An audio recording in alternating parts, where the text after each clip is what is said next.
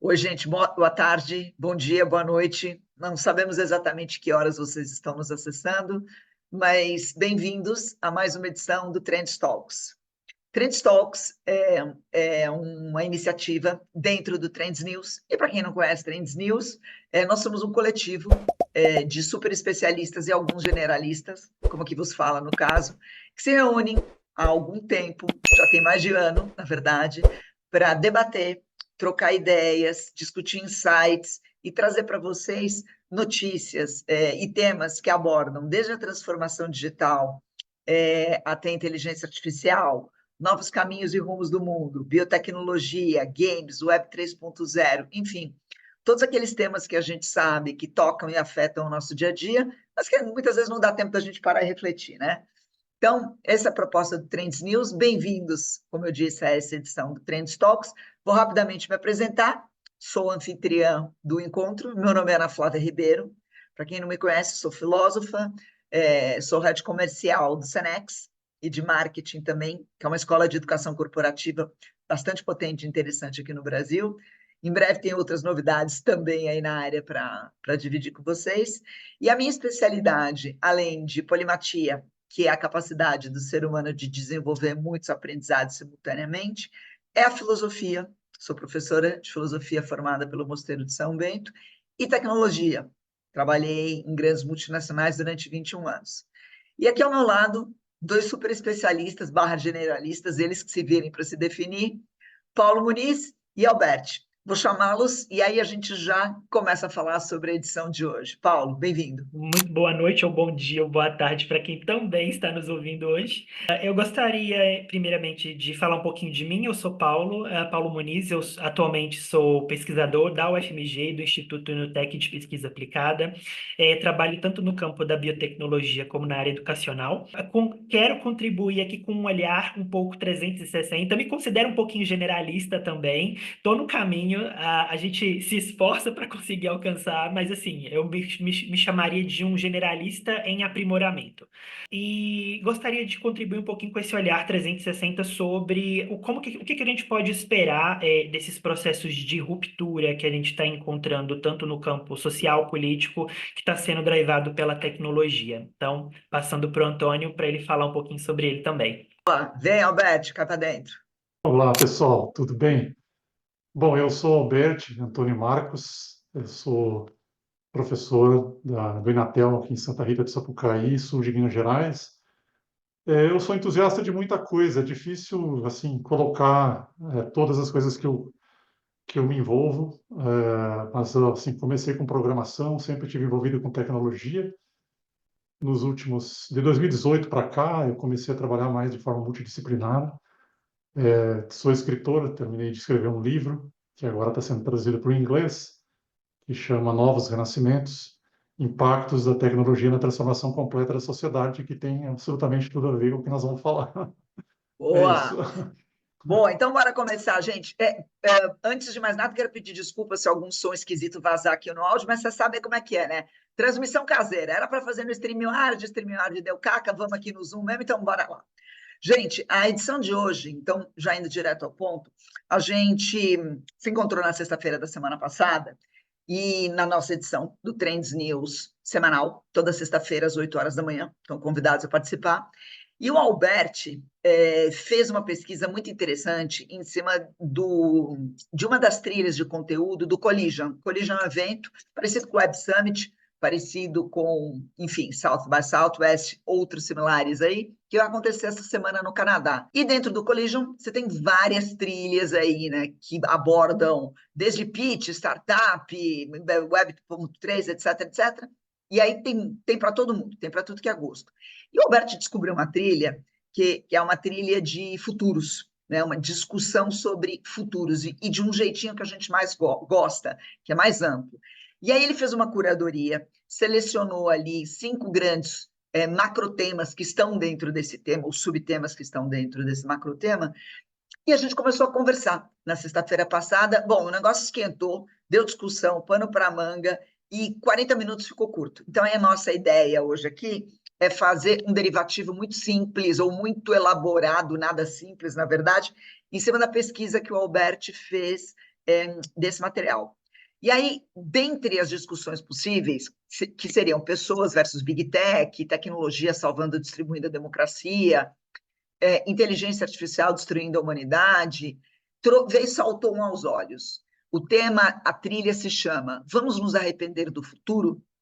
E aí, como é que eles tratam isso, né? O que Collision propõe? As perguntas são: fizemos o suficiente para parar o sofrimento humano e o desastre climático? O que precisa acontecer para que enfrentemos as crises globais de frente? Talvez a gente tenha que reorientar nosso relacionamento tecnologia, tornando-a uma ferramenta de apoio em vez de uma panaceia. E aí, em cima disso, Albert, Paulo e eu começamos a discutir. O primeiro ponto que me chamou a atenção, e aí eu já estou começando o debate, a discussão, e já nós vamos... Não tem muita moderação aqui, tá? A gente vai se interromper, se atropelar, e é assim mesmo que as coisas são. Mas a primeira coisa que me chamou a atenção foi o cruzamento dessas trilhas que o Albert selecionou com a fala de um dos main speakers do Collision, que vai ser o Geoffrey Hinton. Vocês devem saber, o Paulo sabe quem é, e o Albert também. É um dos godfathers da inteligência artificial, senhor que hoje tem 75 anos, psicólogo cognitivo, cientista da computação e desenvolvedor, que pediu demissão do Google, onde ele ficou durante 12 anos, largando, entre outras coisas, eu imagino, com um salário gordo e um pedaço do pacote de ação dele. Ele foi para o mercado para tratar dos riscos existenciais que ele entende que o desenvolvimento descontrolado da inteligência artificial está trazendo. Mas não é sobre inteligência artificial que a gente vai falar especificamente. É sobre essa nossa interface, que, no meu ponto de vista, está meio doente com a tecnologia hoje. E aí eu acho que o pessoal do Collision foi bem feliz, né, Alberto Paulo? Eles estão propondo tratar a tecnologia como uma ferramenta e não como uma panaceia. E aí eu queria ouvir de vocês. Dá para a gente fazer isso? Eu tenho a minha opinião, eu queria ouvir vocês primeiro. Aí, se moderem. Quem quiser falar primeiro, agarra o microfone, vai.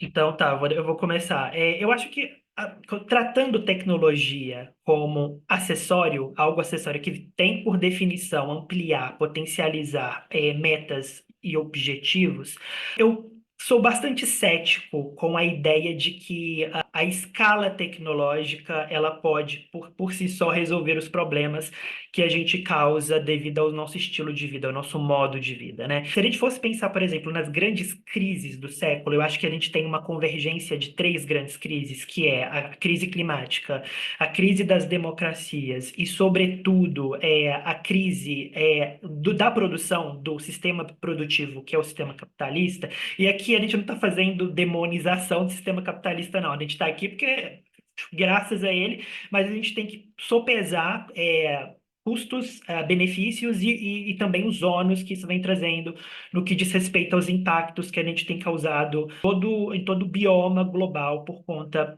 do extrativismo indiscriminado que advém disso. Eu diria que a gente pensar a tecnologia como uma panaceia para resolver é uma armadilha. Primeiro porque o nosso estilo de vida foi sopesado pelo estilo de produção. O que significa isso?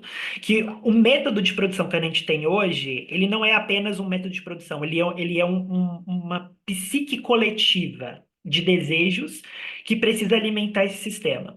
Então, a gente está criando a armadilha que é, ao invés de a gente criar novas narrativas que possam reestruturar o sistema que a gente está vivendo hoje, a gente está querendo apostar tudo numa cesta só, que é a tecnologia vai resolver isso, nós não precisamos abrir mão de absolutamente nada. Continuamos consumindo loucamente, continuamos explorando sistemas ecológicos loucamente, até nós encontrarmos uma medida de compensação que consiga ser tão massiva em termos de efeitos quanto o efeito que a gente tem causado por conta de todas essas três grandes crises. Eu tenho uma postura mais cética em relação a essa revisão, esse reencontro, mas vamos lá. Alberto, o que você acha disso aí? Você que foi o pai dessa avaliação em cima das trilhas do Collision. Eu sei que você está fazendo um trabalho específico aí, inclusive acadêmico, pesado sobre isso. Dá um olhar inicial. O Paulo citou três grandes crises, né, Paulo? A crise climática, quais são as outras duas? a crise das democracias, do nosso sistema político e, Perfeito, sobretudo, a crise da produção, que vem do perfeito. sistema capitalista. Beleza. E aí, Alberti, como é que está o teu olhar em cima disso? Eu acho que tem que fazer, assim, minha visão, né? Tecnologia nos trouxe até aqui, né? Se a gente não tivesse progresso tecnológico, a gente estaria antes da agricultura, antes do livro, né? Então, tudo isso é resultado da evolução tecnológica, né? A questão da responsabilidade do progresso, que eu acho que é bem importante nesse contexto. Então, a meu ver, né, a gente precisa manter o progresso, e o grande desafio é manter o progresso de uma forma repensada, né? Eu acho que não dá para a gente continuar fazendo o progresso da forma que a gente tem feito até hoje. Então, esse é um dos desafios, a gente repensar a forma como a gente tem progride de agora em diante, né? E aí entram várias outras coisas que eu tenho estudado, né? Agora, assim, hoje a tecnologia é criada exclusivamente por humanos, mas já se utiliza bastante desenho inteligente feito por IA, né, por inteligência artificial. Citar um exemplo aqui do próprio Inatel, onde, por exemplo, algumas antenas para 6G são criadas por inteligência artificial, né? Basicamente, um algoritmo cria as antenas que vai no avião lá de 6G. Superfícies inteligentes que refletem sinais também são criadas por inteligência artificial. Então, a engenharia inteligente está entrando no jogo, mas ainda é tudo observado por humanos, né? No meu livro, eu fiz um cronograma das etapas que eu imagino que vão acontecer de evolução disso, aonde a gente vai introduzir nas próximas décadas aí a engenharia inteligente artificial, que é uma engenharia criada por máquinas, e os humanos vão ser mais, num primeiro momento, eles ficam como reguladores, como definidores de condições de contorno desse processo de desenvolvimento tecnológico. E no final da evolução, as IAs passam a fazer todo o processo de engenharia artificial inteligente sozinhas, né? Que seria a singularidade, que se espera aí, se fala muito sobre a singularidade ou as superinteligências artificiais, né? Então a gente tem que tomar um pouco de cuidado nessa questão. Tecnologia hoje é uma coisa, tá? Daqui 40 anos vai ser outra. Ela pode ter opinião própria. Isso é um ponto que eu gostaria de tocar com você, Antônio. Pode ter opinião própria. Todo esse processo que você está falando, ele tem um intervalo de tempo mensurável por você? Você tem alguma estimativa de quando que você espera que a tecnologia chegue no processo de maturação mínimo suficiente para gerar esse modelo novo de progresso sustentável que você advoga? Então, o progresso sustentável ele não depende, assim, o que a gente está vendo, na verdade, isso que eu estava falando, ele vai fazer com que a participação dos humanos no desenvolvimento de novas tecnologias cada vez se reduza mais, tá? Tá. Ou seja, a gente tem uma curva decrescente da interferência humana. Por outro lado, nós temos responsabilidade gigante como humanos, desse mundo que eu falei, né, no nosso encontro anterior, né, de 50 tons de humanos e máquinas, ou seja, nós vamos ter desde humanos completamente puros, que não vão, inclusive, retroceder no uso da tecnologia por questão de preferência, a gente tem que respeitar, e humanos que vão misturar-se com as máquinas, e temos máquinas puras também. Então, Então, o que eu tenho acontece... uma. Oi. Peraí. Vamos sair do babado acadêmico, que eu estou até suando aqui de nervoso, gente. Vamos lá. Você falou 50 tons de humanidade possível. Legal. Lembrando que o tema do nosso encontro, galera, para a gente não se perder, tá? O quão nós estamos realmente criando ou preparados ou podemos vir a nos arrepender do futuro. Arrepender-se é uma coisa subjetiva. Né? Então, vamos começar daí. Arrependimento é uma coisa subjetiva. Se a gente casa, vamos colocar essa discussão, né? Não vamos falar o que todo mundo fala no YouTube aqui, porque, pelo amor de Deus, né? Esses 50 tons de humanidade, eu acho que é importante. Arrependimento do futuro é a chave também.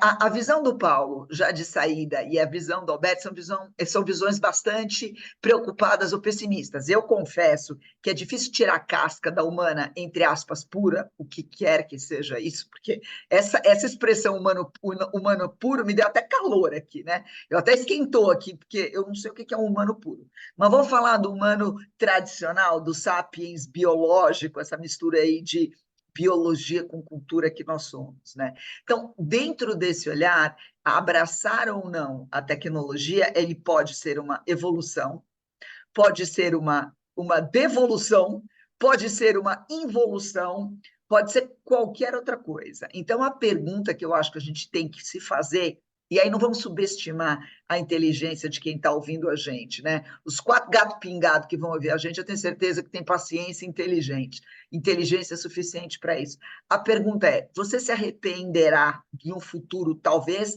sob que visão de humanidade possível? Dessas 50 aí, Alberto. Eu gostaria de responder. Eu acho que a gente vai se arrepender se a gente não tiver valores. Não tem como a gente prosseguir sem tecnologia. Tá? É impossível a humanidade retroceder para uma redução do uso de tecnologia. Se a gente vai ter redução de qualidade de vida, eu acho que a gente vai para o extermínio se a gente fizer isso. Então, nós temos que conviver com tecnologia. A questão que eu acho que a gente vai se arrepender é de não fazer isso com valores. E isso é o que está acontecendo. Mas Tá? quais são os valores que você advoga? Os valores humanos, valores humanos. O progresso tem que ser responsável, com ética, com Mas aí, justiça. ixi, Maria, aí a gente está caindo em cima de um tema complicado, porque é o seguinte, então, eu acho que não. Aí, de novo, esquentou.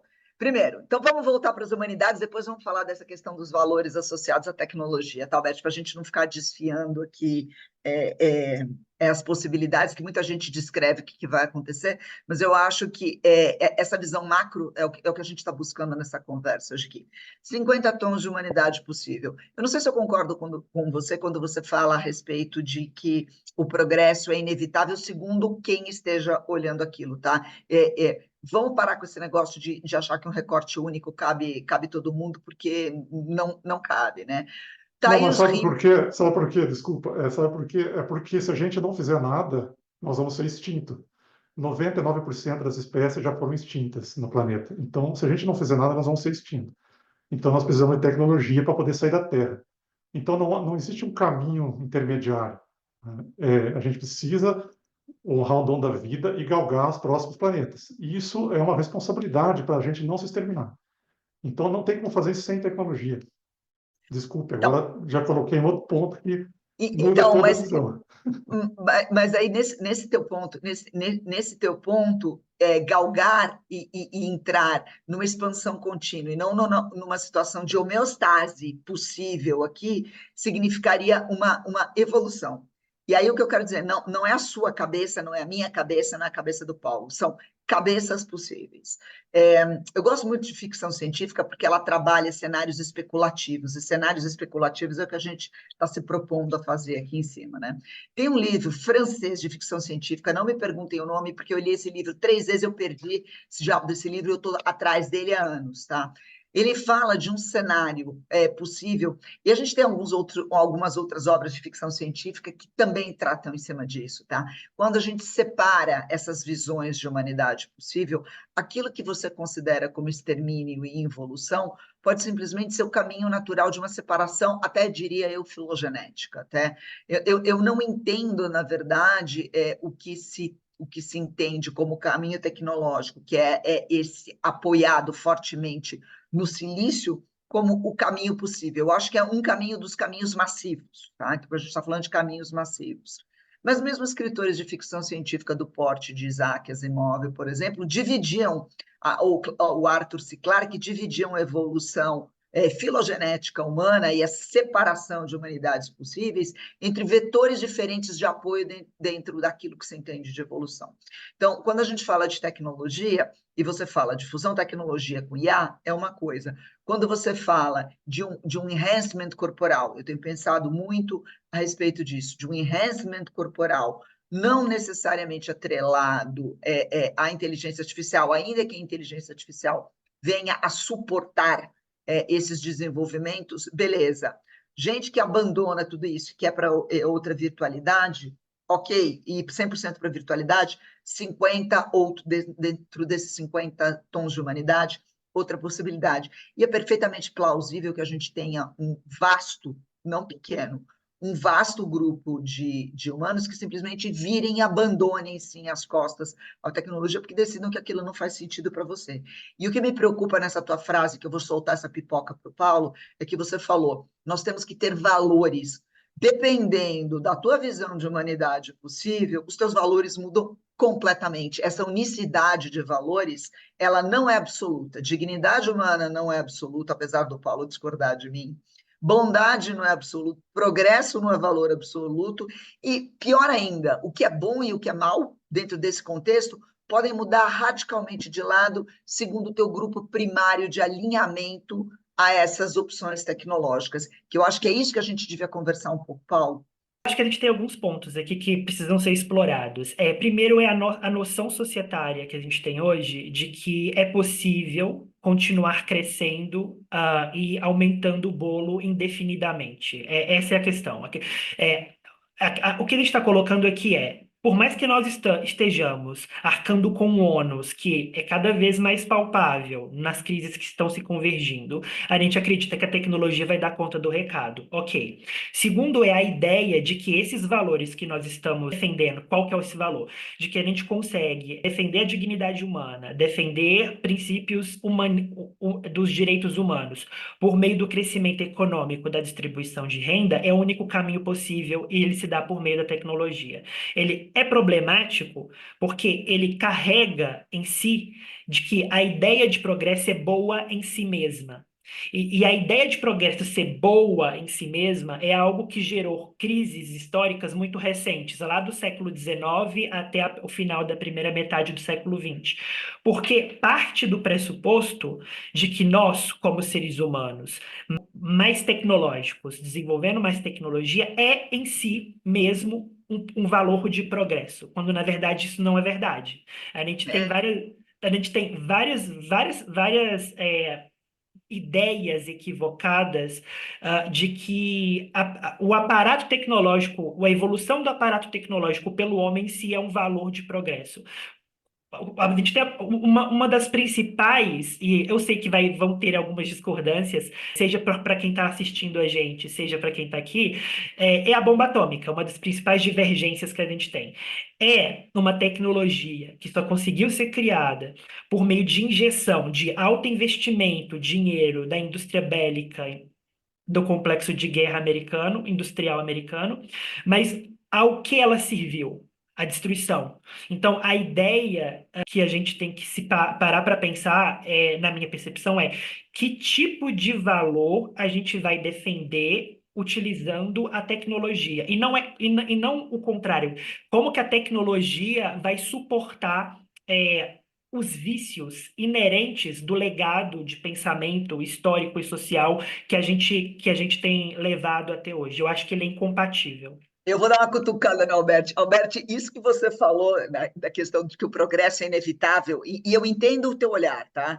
Não é uma crítica pessoal, é o olhar da inevitabilidade necessária do progresso, dado que nós já passamos um ponto de inflexão aí qualquer que impediria a nossa sobrevivência coletiva se a gente não apostar cada vez mais em solução tecnológica. Ou seja, a gente caminhou da expansão para a beira do precipício e a única maneira de não cair no precipício é continuar construindo essa ponte enquanto a gente está caminhando ela. Eu entendo isso, tá?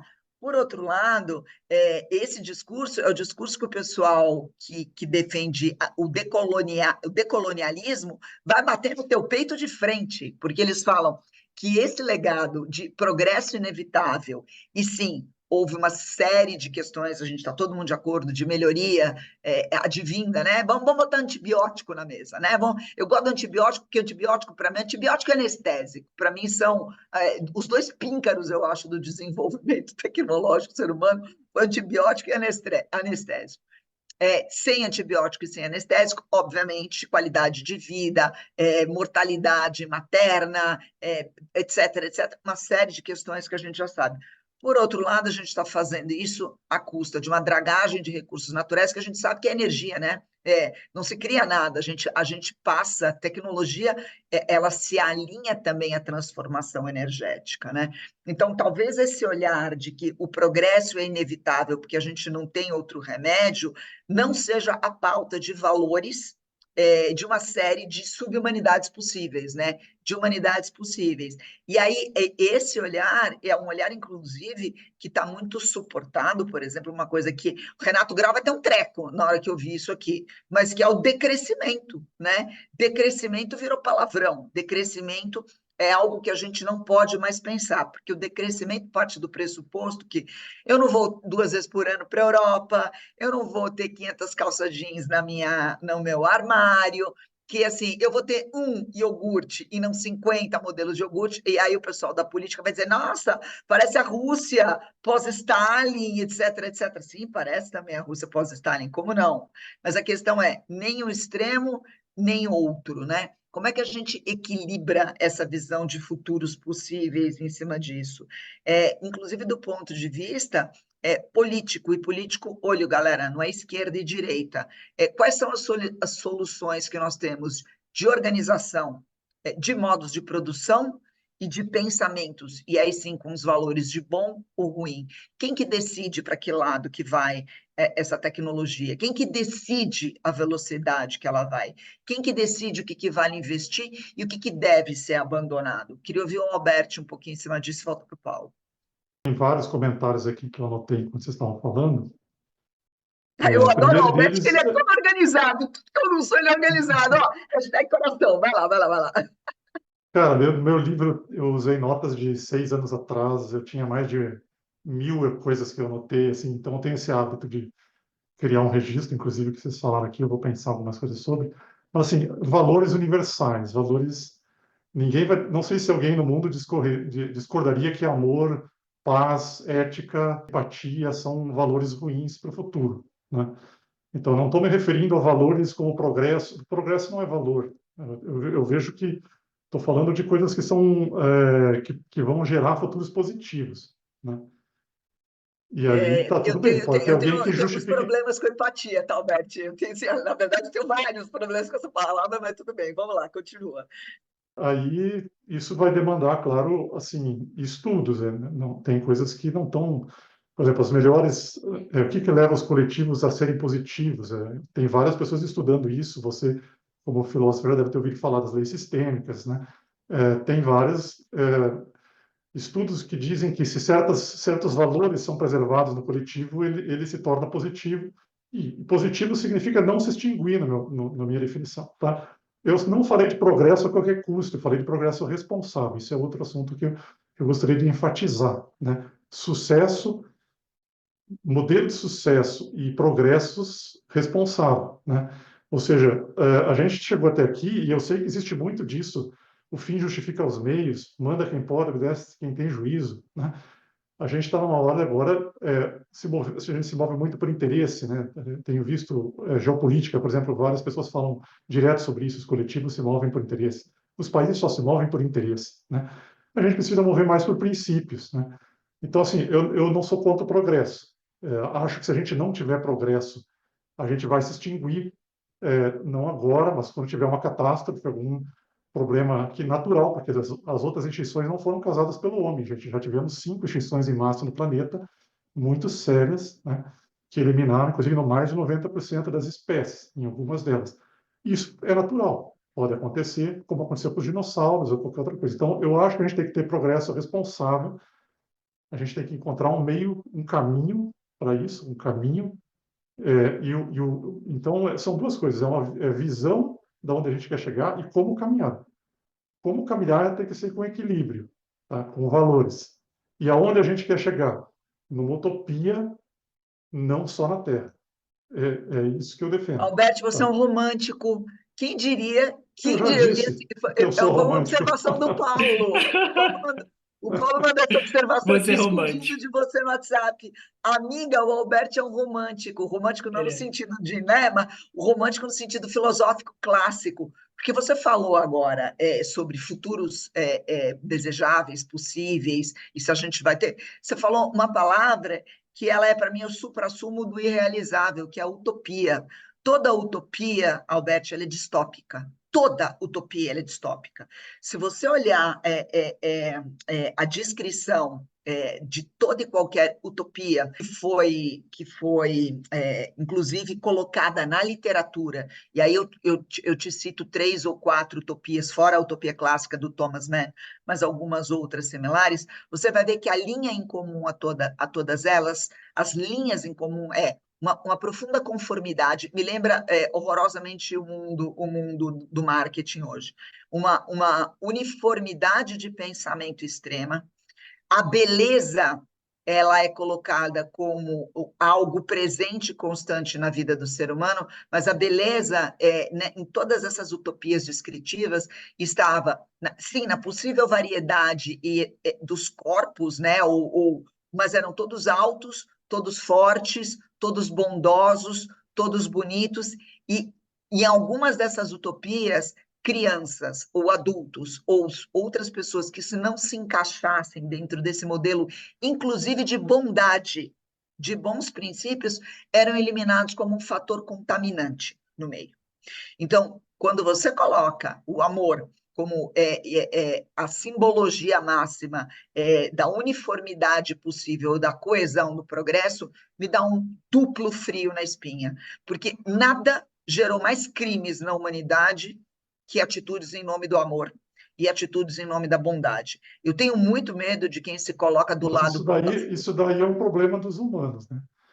Mas Se não é um eles para problema chegar, mas é a natureza se humana, eles né? para Isso a gente... chegar, então, a natureza humana, se eles para chegar no bem eles fazem o mal, ou para, como você acabou de dizer, se o amor te causa dupla desconfiança em qualquer coisa que se construa desse jeito, é porque os humanos são falhos nesse sentido. Não é o amor que é falho, mas são os humanos. Não é a tecnologia que é falha, são os humanos. Não é a superinteligência.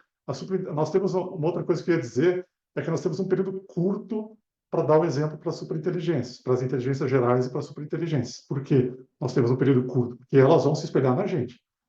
Tá? A gente hoje define o que a gente vai fazer com a rede social, o que a gente vai fazer, nós humanos. Nós definimos o que nós vamos fazer com a rede social, o que nós vamos fazer com a CG, é a gente que define. Só que nós temos uma janela curta onde isso vai continuar prevalecendo.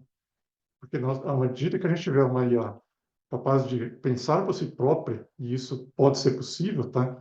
Eu acredito que isso seja possível de ser construído. Acho que o nosso cérebro é uma maravilha, né, que está aí, né? Mas eu não vejo que seja a única possibilidade de ser consciente que pode ser construída nesse universo. Então, se a gente tiver uma emergência de uma inteligência artificial, ela vai se inspirar naquilo que a gente fez até agora. E nós temos uma janela pequena para dar bons exemplos para que essas inteligências artificiais sigam um caminho, um trajeto positivo. E aí, tudo bem, eu usei uma palavra utopia, eu nem sabia desse outro viés do sentido de utopia, né? Eu usei, mas para mim é um futuro onde as coisas estão equilibradas com valores positivos, que não se leva à destruição, que não se leva, mas eu não acredito que isso vai ser Não, se a construído sem gente, se a gente inclusão, colocar só os valores sabe? Sem positivos em cima inclusão. da mesa, Alberto, se a gente colocar só A os gente está nossos valores higienizando, né, o homem, se a não, gente se a gente colocar. colocar os valores positivos em cima da mesa, a nossa amada tecnologia vai literalmente para o vinagre, porque todas as conquistas ou todos os derivativos da tecnologia, bom, o Paulo sabe disso, a minha tese é que a tecnologia ela é tão natural ao ser humano quanto qualquer um dos outros sentidos. Eu me alinho com o Willem Flusser. O Willem Flusser, ele fala que o ser humano, na verdade, não deveria ser sapiens, é homo sapiens, não é o homo que faz, é o homo faber, o homem que fabrica, né? Sermos tecnológicos é tão natural para o ser humano quanto criar a meleca no nariz ou a unha crescer. Ela é uma expressão, uma condição inerente à natureza humana, e justamente por isso a gente tem essa dificuldade de enquadrar a tecnologia dentro de valores. Você não enquadra a meleca no valor positivo ou negativo. Você não enquadra a unha crescendo numa chave positiva ou negativa. É uma expressão da natureza humana. E se você coloca a positividade como sendo a meta do progresso tecnológico, você está eliminando um dos vetores que fazem a tecnologia acontecer. Se você olhar fogo, roda, armas, as tecnologias mais básicas, né, as produções mais básicas do ser humano foram colocadas para atingir coisas que não necessariamente eram positivas, ou cujo vetor era o vetor negativo. Vetor negativo é o que faz a tecnologia caminhar, não é o vetor positivo. Seja guerra, Bom, seja violência, seja fome, seja necessidade de cozinhar um alimento, né? E aí você tem um pouquinho mais de barriga cheia, ou seja, combater a fome. O que fez e faz a humanidade caminhar é a necessidade e a dor, não é o estado da positividade. O estado da positividade ele pode ser, no máximo, uma aspiração, mas eu duvido, Eudó, que ele venha a ser alguma realidade. Vai lá, Paulo. É a valência negativa, né? A gente prefere fugir da dor do que buscar prazer. É lógico. Exatamente. Mas, assim, uma das questões que eu acho que é importante pautar é sobre se a nossa bússola moral, construída coletivamente, ela dar cabo de entender a natureza das consequências tecnológicas do que a gente está construindo hoje no futuro. E aí que entra, inclusive, a crítica moral de grandes filósofos. Eu coloco aqui um dos principais deles, o Nietzsche, porque ele vai ser extremamente cético em relação à dualidade bom e mal, justamente porque ela é higienizante e dicotômica, porque existe coisas boas naquilo que a gente categoriza como ruim.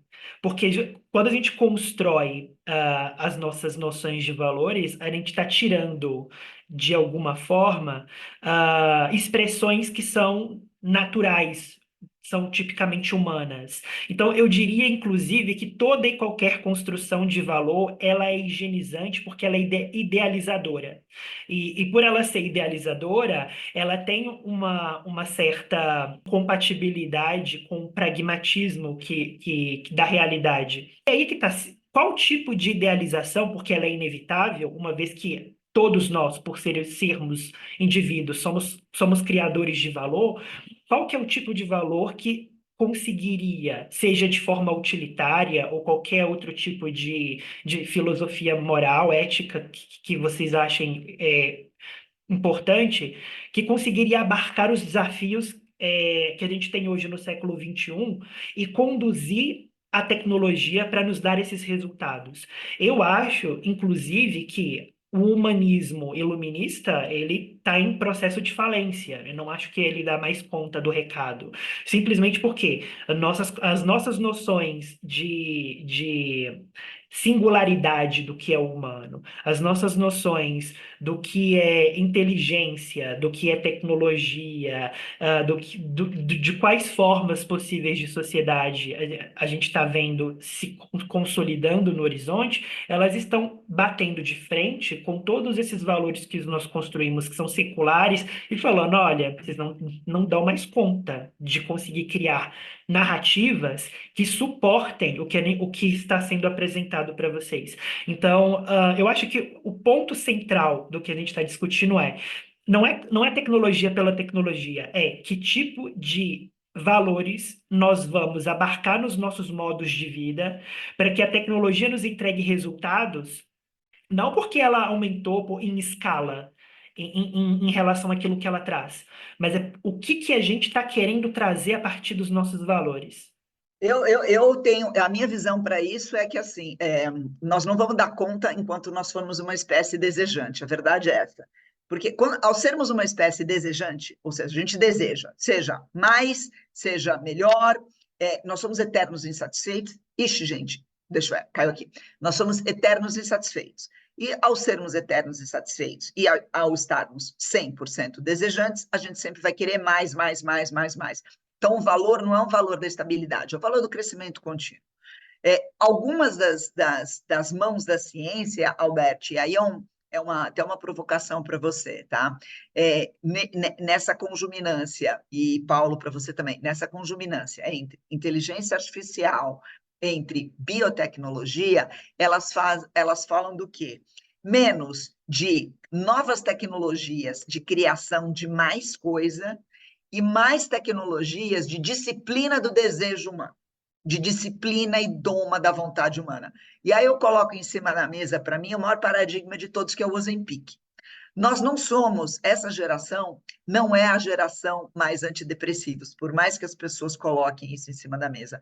Nós estamos muito rapidamente nos transformando na geração antidepressivo / Ozempic. Por quê?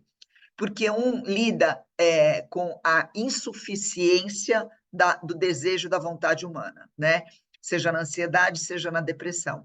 O outro lida com a insuficiência, com a disciplina do desejo humano do consumo de algo mais, simbolizado pelo consumo da comida. Então, Albert, dentre essas humanidades possíveis, existe também a humanidade que se presume melhor, se presume mais ponderada e mais disciplinada ao tratar da tecnologia e fazer melhores escolhas, justamente porque deseja menos, porque precisa menos, porque quer menos. E ao precisar menos, ao querer menos, consumir menos, ao comer menos, ao estar menos infeliz, você se torna menos dependente de progresso tecnológico também. Então, pensa por esse lado. Nós temos aí esse equilíbrio. Eu queria ver o que vocês querem falar a respeito disso, se é que vocês querem. Eu queria comentar esse ponto. Eu acho que é muito bacana esse ponto, porque não é só educação e mudança de mentalidade, mas também eu acho que, tentando responder um pouco da pergunta do Paulo, né? Eu acho que nós temos que ser muito criativos e teremos que criar novos modelos e usar a tecnologia, não só a tecnologia, mas tudo que a gente tiver, a tecnologia serve como ponto de partida, mas tudo que a gente tiver à disposição para criar novos caminhos, não tenho dúvida, porque se a gente aplicar tudo que nós aplicamos até agora, na hora que as pessoas estiverem extremamente empoderadas com a capacidade de criar novos vírus, criar novas armas, criar novas robôs, a gente vai criar o caos. Então, essa questão do desejo me parece bem interessante. E aí eu acho que nós temos que mudar os humanos. E a mudança dos humanos é extremamente perigosa, como você acabou de dizer, vários exemplos você já falaram. Então, assim, mas se a gente não fizer nada, nós vamos para o beleléu. Se a gente fizer a gente precisa fazer alguma coisa. O modelo velho não vai dar resultado novo. Nós não temos mais o mesmo mundo. Não adianta olhar para trás, isso que está acontecendo agora nunca aconteceu. Sabe? Eu fico muito nervoso quando eu escuto palestras de pessoas que começam a falar, mas porque em 1700... Cara, nada do que está acontecendo agora já aconteceu. Nós temos que olhar para o futuro, né? Então, assim, a questão de mudar, de melhorar os humanos, entendo, pelo amor de Deus, eu não estou querendo dizer que nós vamos criar uma super raça de humanos que nem lá nas ficções científicas. Estou falando assim, nós vamos criar um humano que precisamos alterar os humanos, mudar os humanos positivamente para que a gente não se destrua, para que a gente não crie o caos total e crie mais sofrimento. É só isso. Assim, basicamente, Alberto, você não pode estar expressando isso claramente, mas você é um romântico e é um pessimista, porque na sua visão, se o Sim. amor não vai salvar a gente precisa eliminar um tantinho de humanidade para a gente continuar existindo como espécie. Tem um subtexto aí, Paulo, vai lá. Não, tá, mas você é o contrário, você é a pragmática pessimista, porque você entende que a gente precisa abrir mão de parte da humanidade. A questão é qual parte dela? Você advogou em uma defesa meio estoica, de que a gente tem que abrir mão dos desejos, ou seja, deixa de ser hedonista, para conseguir diminuir as nossas necessidades de Não é só consumo. hedonismo, Paulo, necessidades no geral, não tem a ver com o hedonismo. Nesse ponto, eu estou mais para Santo Agostinho do que para hedonismo. Nós padecemos como espécie de uma falta crônica, né? Sim. Desejo é falta, tá, gente? Uhum. Desejo é falta. E progresso, ele faz o quê? Ele cura feridas ou sacia desejos. Vamos colocar assim. Como o desejo é insaciável e o sofrimento é eterno, a gente não tem muita saída disso daí. E aí, nesse ponto, eu até me alinho com o Albert, assim, a tecnologia não vai parar. Mas ela não vai parar, Albert, porque ela é a cura dos nossos problemas. Ela é a expressão dos nossos problemas, na verdade. Ela não vai parar porque a gente não vai mudar a natureza humana. A tecnologia É. faz parte da natureza humana. Uhum. A questão é, para eu curar a ferida da tecnologia, eu tenho que mexer na natureza humana. Nós estamos dispostos a fazer Sim. isso? Na verdade é mais do que só a natureza humana. Eu acho que é a própria natureza. Ela cria tecnologias. O Sim. DNA foi criado a partir de coisas anteriores. A natureza cria tecnologia. Nós estamos aqui, se vocês acreditam na teoria da evolução, alguma coisa assim, foram evoluções que nós não tínhamos consciência, nós como humanos, do que estava Uhum. acontecendo. A própria biologia evoluiu tecnologia. Eu acredito que o desenvolvimento tecnológico faz parte do universo. É mais do que a própria natureza humana. Sim, os organismos são essencialmente tecnológicos, porque o corpo ele tem função, né? Então, a função do corpo é diminuir as pressões seletivas do meio. Então, a questão, inclusive, aqui que eu tento refletir sobre o que a Ana trouxe e sobre o que você também está trazendo, Albert, é se a gente não estaria tirando elementos da nossa natureza humana que nos permitiram chegar até aqui. E qual que seria o custo futuro de se tirar elementos que são tão vitais do ponto de vista da nossa capacidade de adaptação? A gente vai terceirizar isso para a tecnologia? Será que a gente poderia abrir mão desses elementos constituintes humanos que tiveram tanta importância para nosso processo adaptativo e de sobrevivência e de perpetuação ao longo do tempo, terceirizar isso para uma IA, por exemplo, ela teria capacidade de nos acondicionar ao abrir mão de algo que é tão essencial e que nos colocou nesse estado de coisas que nós estamos aqui hoje? Eu tenho sérias dúvidas. Primeiro, porque tirar o prazer ou o processo do desejo ele diz respeito a muito a tirar o processo da busca. E eu acho que a busca tem muito a ver, do ponto de vista evolutivo, com intencionalidade, que é eu preciso ter algo que vai me garantir sobrevivência. E a biologia, ela vem selecionando essa busca por essas coisas que geram prazer, porque você tem ganho de bem-estar adaptativo. Então, como que a gente consegue conciliar esses estados de coisas? E assim, óbvio, nós somos uma espécie que tem uma capacidade ímpar de transformar o ambiente e diminuir as pressões que nos são imputadas pelo meio. E a gente tem feito isso cada vez mais. A questão será que a gente conseguiria anular, de tal forma, a seleção natural, que abrir mão disso não seria um problema? Eu não sei. É uma Bom, questão. eu vou deixar aqui. Nós já estamos com 1 hora de bate-papo, a gente tem mais uns 10 minutinhos aqui para vocês começarem a elaborar as considerações de vocês. Eu vou te falar o que o Geoffrey Hinton coloca na última palestra dele, que eu acredito que vai ser a base, inclusive, para a fala dele do Collision lá em Toronto. Ele fala que é uma aposta cega isso, na verdade. Por quê? Para chegar nesse nível de inteligência artificial que você coloca, precisariam emergir algumas condições.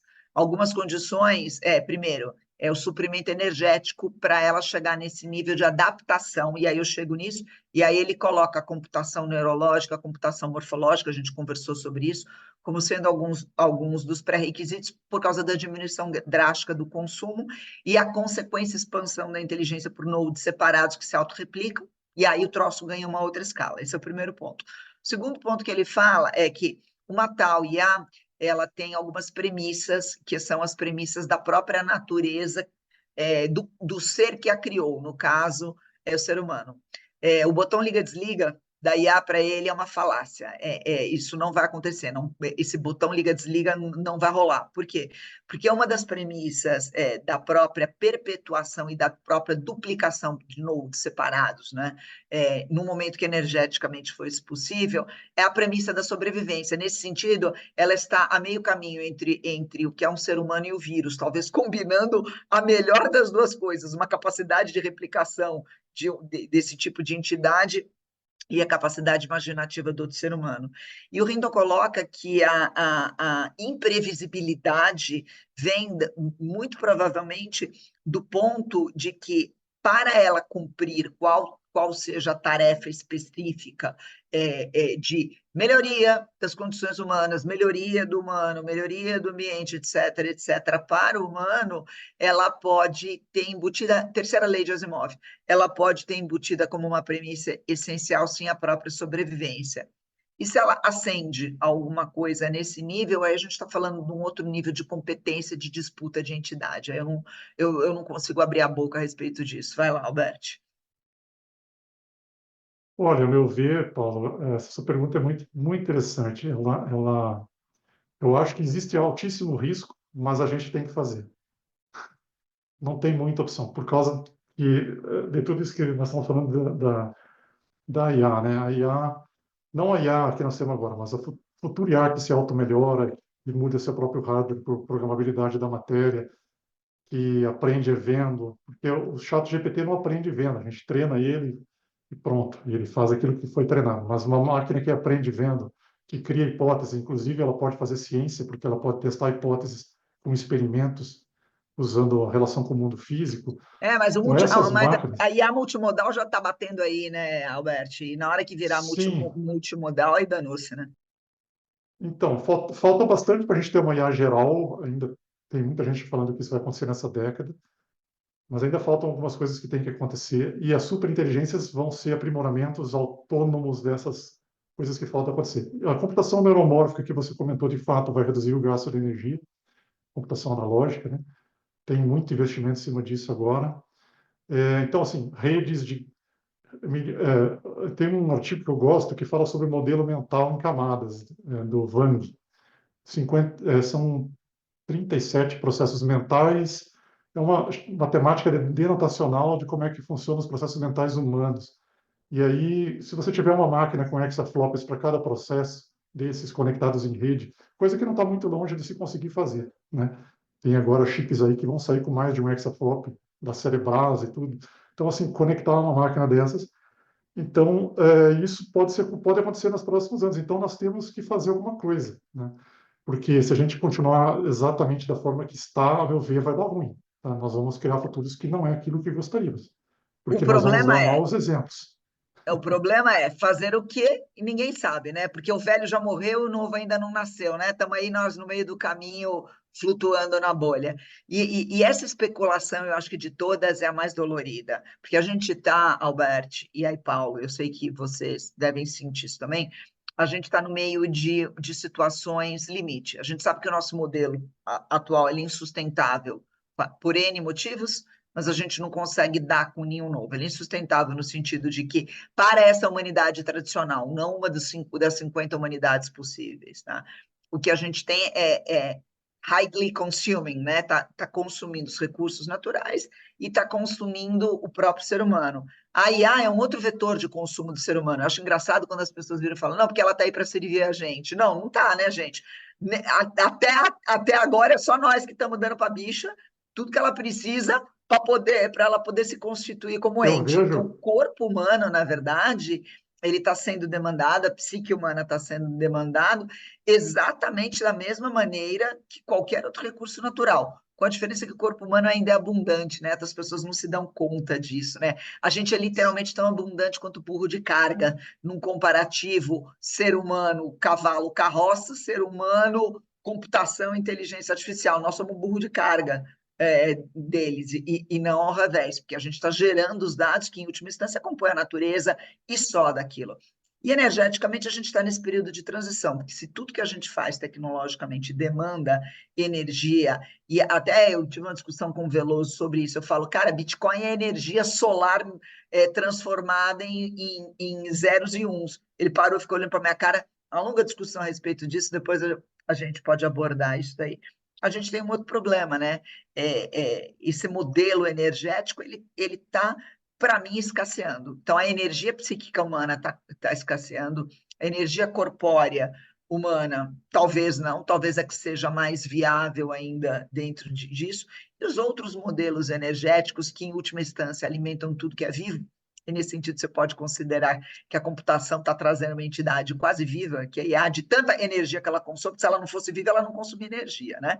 Então, nós temos aí um babado no meio do caminho. Boas intenções, só, meu amigo, as utopias infernais estão cheias. Talvez a gente precise ter um pouco de más intenções para tentar controlar esse negócio. Vai, Paulo. só um adendo que eu disse, eu vejo essas inteligências artificiais e as futuras que vão surgir como nossos filhos artificiais. E nós somos os pais, tá? Então, assim, por Gosto isso a da ideia. O preocupação, problema é né? como é que é o nome do cara da Microsoft? É o Craig Mung, Craig Mung, acho que é esse o nome dele. Eu vou pegar o nome dele, consultar aqui os alfarrábios enquanto vocês estão falando. Ele fala que o problema é que nós não somos bons tutores para a inteligência artificial. O humano, não, já que você falou de valores, e já me encaminhando para o meu fechamento, quando você fala temos que ter bons valores e temos que ensinar a IA, domar ou disciplinar, e eu digo que é escravizar, né? Eu falo, puta, o contexto já está errado de saída, porque nós não somos bons tutores, Os filhos não são muito melhores que os pais hoje em dia. Vai lá, Paulo. Se a gente se nós não somos bons tutores, e eu advogo com essa linha de raciocínio, eu acho que talvez uma saída seria a criação de dados artificiais que tivessem conteúdos semânticos para construir valores que nós achamos que sejam benéficos do ponto de vista daquilo que pode ser aportado para um futuro possível que a gente idealiza e que consiga ser executado com maestria por meio da terceirização daquilo que é do treinamento da IA, disso que o Albert falou, que é essa janela muito estreita, que nós estamos aportando dados e dados e dados que são cheios de vieses, vieses de quem nós somos, do que pensamos, do que a gente faz. Ou seja, a gente está replicando, de certa forma, um simulacro de natureza humana para aportar na IA. O que que eu vejo, né, que quando você fala da questão histórica, que realmente, se a gente fosse pensar numa analogia, parece que a gente está passando por um processo de parto, né, por as dores do parto, porque a gente realmente está numa encruzilhada, a gente tem diversos fatores limitantes que demandam atenção e escolhas de paradigma, que precisam ser tomadas de forma coordenada no nível político internacional, e a gente está vendo uma incapacidade de resposta dessas estruturas que foram construídas ao longo dos últimos séculos. A gente está vendo uma incapacidade de compreensão do que está ocorrendo no mundo pelos coletivos humanos. A gente está vendo uma crise de processos de construção de conhecimento que se dá pelas tecnologias de informação moderna. E, no meio disso tudo, a gente tem uma paralisia em função de tudo isso. Se eu fosse apostar em algum modelo possível, e é muito difícil fazer isso, minha aposta seria na terceirização da IA, dos processos semânticos, éticos, daquilo que a gente quer construir. Porque a partir do momento que você aumenta a latência de processamento desse organismo que a gente está construindo, que é a inteligência artificial, ela consegue, então, raciocinar sobre os seus próprios vieses e sobre os vieses humanos de forma que a gente não consegue fazer, ou a gente faz muito mal. Então, eu acho que eu estou falando mais de um modelo de engenharia do que de um modelo moral. Eu acho que o escape disso está em delegar para a IA um modelo possível e que não seja necessariamente utópico, talvez. Talvez ela perceba justamente o viés das nossas utopias. E com isso, Paulo, formalmente, aí eu vou começar a encaminhar para os nossos finalmente, e o Paulo, com isso, formalmente, acabou de colocar a pá de cal na democracia, porque uma espécie que precisa de uma entidade maior, ou melhor, para ditar os rumos morais Centralizadora, né? via uma engenharia social, é duas coisas, Paulo, ou é uma teocracia, ou é uma cientocracia. Então, é tudo Sim. menos uma democracia. Mas vamos lá, Alberto, conclusões. Vou concluir da seguinte forma.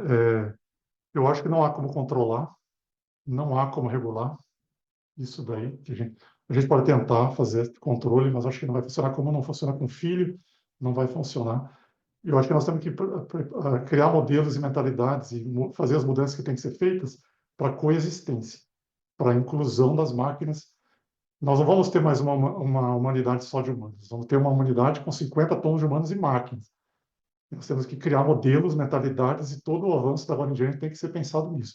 Não adianta falar assim, não, eu vou confinar uma superinteligência artificial na caverna dela. Isso é ético? Não é. Você confinar consciência, seja natural ou artificial, não é ético.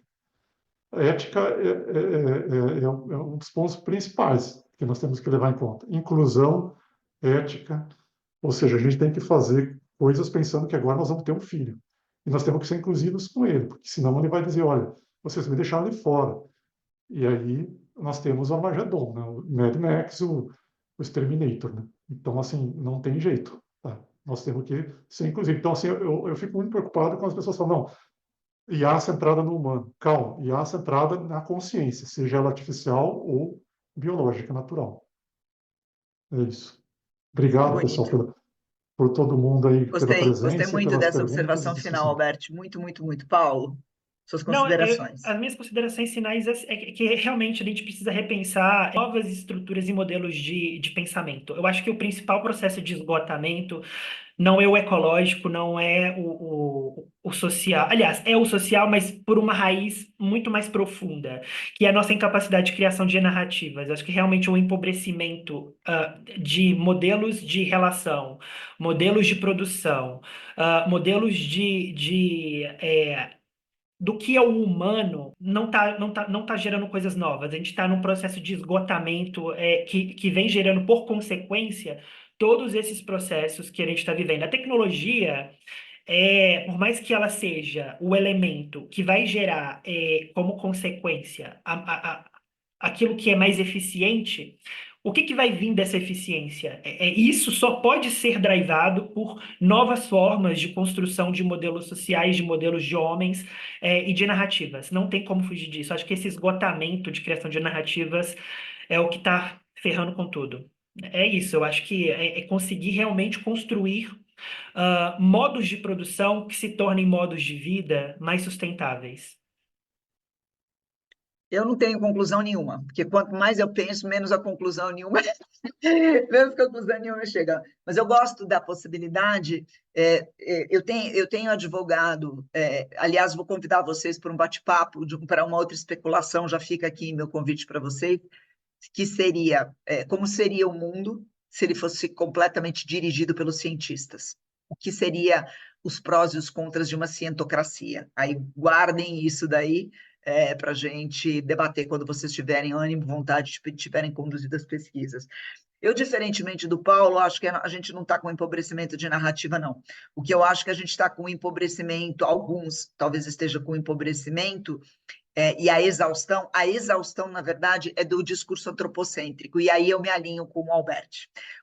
Quanto mais a gente conseguir sair do discurso antropocêntrico, e para isso não tem outra coisa senão uma imaginação ardente, é especular como é que é esse outro, que é um outro além do humano, supra-humano, divino, animalizado, não importa, mas trafegar por essas outras visões talvez possa nos dar essa possibilidade, Paulo, de inclusive começar a ter um arcabouço de modos de produção e modos societários verdadeiramente múltiplos, verdadeiramente diversos, porque o nosso problema é que a gente fala muito de diversidade, mas a gente está falando de uma espécie humana e há um empobrecimento porque estamos todos, de alguma maneira, fixados nos problemas e nas limitações da espécie humana.